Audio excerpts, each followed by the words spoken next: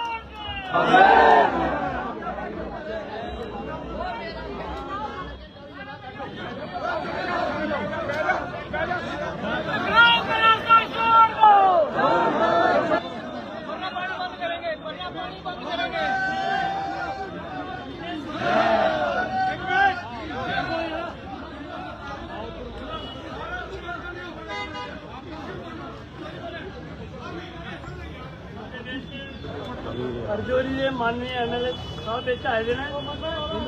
ਜਿਹੜਾ 30 ਸਾਲ ਦਾ ਸਾਡਾ ਸੰਘਰਸ਼ ਹੈ 30 ਸਾਲ ਦੇ ਇਸ 47 डिपार्टमेंट की 90% के करीब डेली विजन लगातार अपनी सेवा दी जा रहा और मेरी माननीय विधायक अगे सिर्फ एक रिक्वेस्ट अपील है कितने देर कितने समय तक शोषण होगा ये वो क्लियर करे अगर अपनी बेटे लोगों को बढ़ानी है तो कोई आपस में क्रैश नहीं होता पक्ष और विपक्ष का जब कोई जेन्युइन मुद्दा हो डेली बेसिस का तो एक दूसरे का छीटाकशी की जाती है ये लाशों पे राजनीति करना बंद करें हमारे डेली बेसिस के साथ इंसाफ करें हम इसी बात को लेकर आए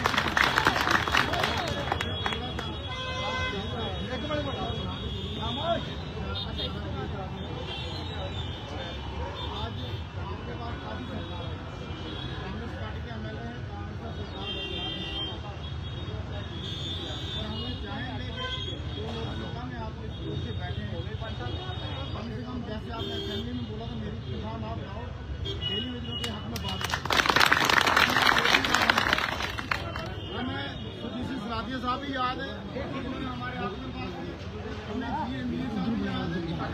MLA असेंबली में हमारे हक में बोल रहा है चाहे वो पक्ष का या विपक्ष का हमारे साथ बराबर हम उनके सदा से रहते हैं लेकिन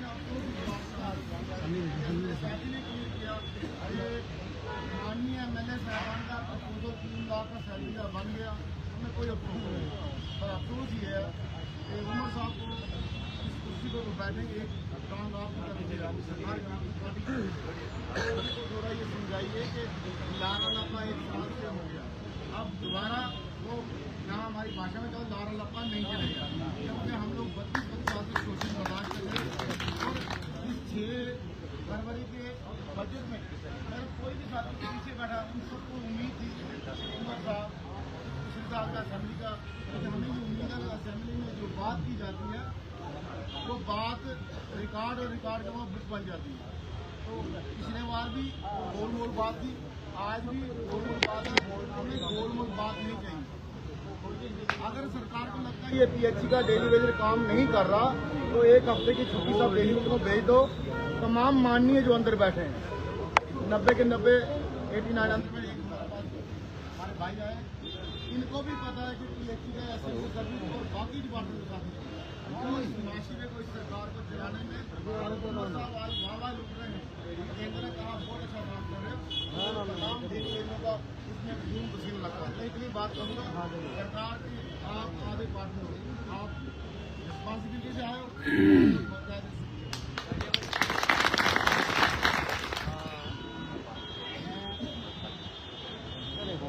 आप हमारी डिपार्टमेंट की मैं कहूँगा रीढ़ की हड्डी आज बाकी तो बंद किए हुए मैं आपके बीच में बतौर MLA नहीं बतौर आपका खादिम आया हूँ मैं समझता हूँ कि डिपार्टमेंट अगर रीढ़ की हड्डी कोई है तो वो आप जो लेबर मनरेगा वर्कर्स जितने भी आरजी मुलाजिम हैं ये हर डिपार्टमेंट की रीढ़ की हड्डी है अगर डिपार्टमेंट तो आप लोगों की वजह से कर रहे हैं हमें नहीं मिले। मैं समझता हूँ कि अगर रात को बिजली खराब हो जाती है तो टेलीविजन रुकता है उसको ठीक करने के लिए। अगर पानी हम पी रहे हैं तो उस पानी को उस डिपार्टमेंट को चलाने में आपका रोल है, आपका सहयोग है। और मैं समझता हूँ कि मुश्किल हालात में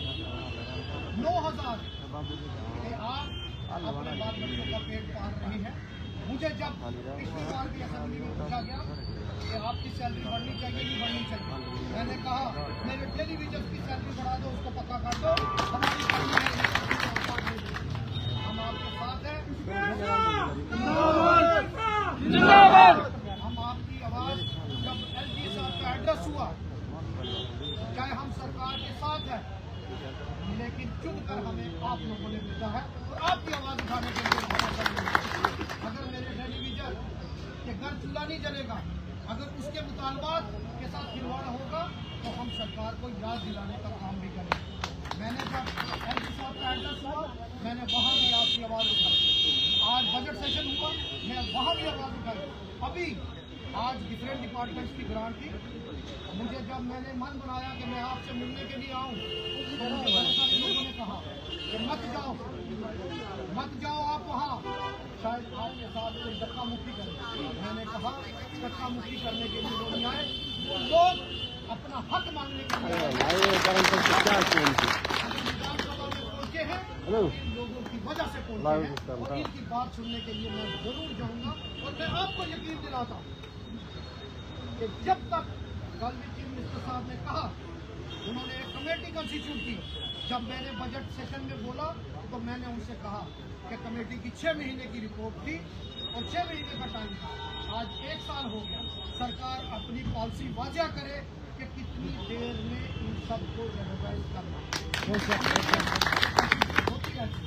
चीफ मिनिस्टर साहब ने कल कहा कि हमने 1 साल में रेगुलाइज करें, लेकिन क्योंकि असेंबली चल रही है मैं आया हूँ, मैंने आपकी आवाज़ सुनी है, आपके अध्यक्ष साहब आपके जो लीडर हैं उनकी आवाज़ मैंने सुनी है। मैं आपके पास इसीलिए आया हूँ कि मैं आपको समर्थन देने के लिए आया हूँ कि आपके इस संघर्ष में हम आपके साथ खड़े हैं। आपको रेगुलराइज नहीं किया जाएगा क्योंकि हमारे अध्यक्ष तारक हमीद परा साहब ने भी असेंबली के अंदर इस मुद्दे को उठाया और उन्होंने भी कहा कि टेलीविजन के लिए आप क्लियर कट वर्ड बोलिए। आप कहते हैं स्ट्रक्चर फेस बैनर नहीं, आप पे उम्मीदें हैं, इन टेलीविजन को आपके ऊपर उम्मीदें हैं और इनके घरों में चूल्हा जलाने का काम सरकार को करना है। और जो टेलीविजन पिछले 30 साल से 25 साल से कुछ टेलीविजन को रिटायर होने वाले हैं, उनके कुछ डेथ हो चुकी है और उनके बच्चों को भी उसका फायदा नहीं मिला। मैं आपको ये यकीन दिलाता हूँ, मैं आपका खातिम बनकर असेंबली में आपकी आवाज़ उठाऊंगा और तब तक आवाज़ उठाऊंगा जब तक आपको इंसाफ नहीं मिलता। मैं आपको यकीन दिलाता हूँ कि आपका मुतालबा आने वाले दिनों में हम असेंबली में आपका समर्थन करेंगे, आपकी डिमांडों का समर्थन करेंगे। आपकी जायज़ डिमांड है और इस डिमांडों को तब तक हम आपकी आवाज़ उठाते रहेंगे जब तक आपके साथ इंसाफ नहीं हो जाता। आपकी डिमांड बिल्कुल जन्म और आपके जो वेजेस हैं, मेरे पास लोग आते हैं वो कहते हैं कि हमें पेंडिंग वेजेस 40-40 हज़ार, 2 लाख 3 लाख आपकी मेहनत की कमाई, आपके खून पसीने की कमाई वो आपको नहीं मिले। एक तरफ आप 24 घंटे बिजली देते हैं, रात को भी अगर नलका खोलना है, मोटर चलानी है तो आप लोग चलाते हो। अगर किसी का खंभा खराब हो जाता है, वहाँ बिजली की तार टूट जाती है तो आप लोग बर्फ में, धूप में, ठंड में आप लोग काम करते हैं और आपके पेंडिंग वेजेस भी जल्द से जल्द रिलीज हो। और जो कैजुअल लेबर है, NYC है, जितने भी आपकी मुलाजमीन है उनको पक्का करने का काम सरकार करे और जहाँ पक्का नहीं हो सकता उनको बाकी यूपी के तहत उनकी सैलरी बढ़ाने का काम करे ताकि आपके मैं दिल से आपका शुक्रगुजार हूँ और मैं आपका हूँ। आप मुझे कहीं भी बुलाओ, मैं आपकी आवाज़ उठाऊंगा। कोई सियासत करने में यहाँ नहीं आया, कोई राजनीति करने नहीं आया। आप अगर मेरे पास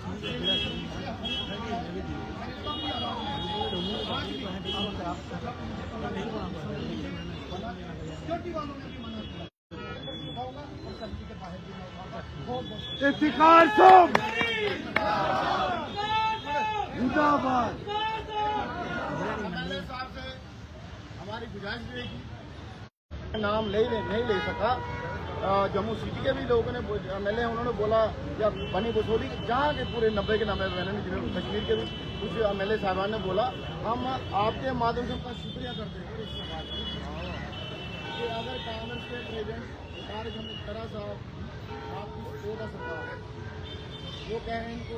क्लियर करें। लीडर अपोजिशन सुनील शर्मा साहब 29 एमएलए को लीड करते हैं, वो कह रहे हैं कि इनको क्लियर करो। उमर साहब के अपने एमएलए साहबान ने जान साहब की बात सुन रहा था, वो भी कह रहे हैं कि इनको क्लियर करो। तो क्लियरिटी में क्या प्रॉब्लम है, ये हमारे तरफ से आप अभी जाके असेंबली में पूछिए उनसे कि क्या प्रॉब्लम है। आपकी आवाज़ जो है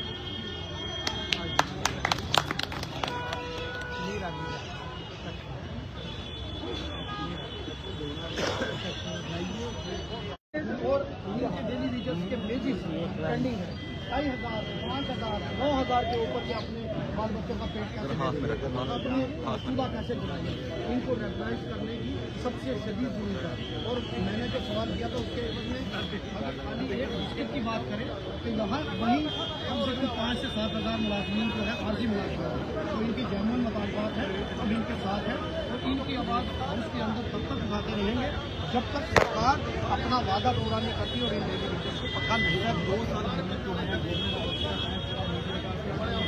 आवाज़ ही लेकिन या इनको परमानेंट किया जाएगा या इनकी सैलरी बढ़ाई जाएगी। देखिए सैलरी बढ़ाई जाएगी, जब ये पक्के हो जाएंगे तो ऑटोमेटिकली सैलरी इनकी इंक्रीज हो जाएगी। तो ये तालबा ये है कि अगर ये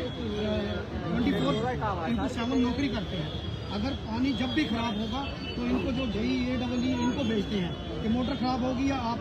उसको ठीक कीजिए, तो इनके मुतालबात जायज़ मुतालबात हैं और इनके मुतालबात के साथ हम खड़े हैं। हम इनके वकील भी हैं और हम इनके खादम भी हैं। इनके मसाइल जो हैं वो हम असेंबली में उठाएंगे और सरकार को प्रेशर भी करेंगे कि फास्ट ट्रैक बेसिस पे जल्द से जल्द इसी साल इनको इमीडिएटली हाउस जब खत्म होता है और नेक्स्ट फाइनेंशियल ईयर शुरू होता है तो इनको रेगुलाइज करने का पॉलिसी लाए और इनको रेगुलाइज जल्द से जल्द करें ताकि इनके घर में जल्द से ऐसा ना हो जाए जैसे 2 साल होने को है, 5 साल पूरे हो जाए, सरकार चेंज हो जाए, फिर से नहीं मैं तो आया हूँ और मैं इनकी आवाज़ सुन रहा हूँ और मैंने सुनी है जो इन्होंने मुतालबात मुझे बताए हैं वो ये असेंबली में भी सुन लेंगे कि मैंने पहले भी क्या कहा और आगे भी मैं क्या कहूँगा, वो ये सुनेंगे और इंशाल्लाह इनके जायज़ मुतालबात को मैं असेंबली में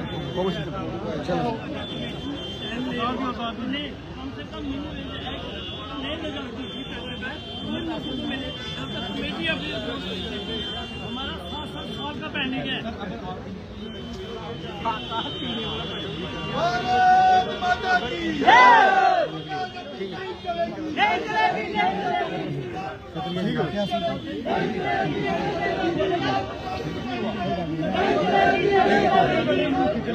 ठीक है जनाब, ठीक है।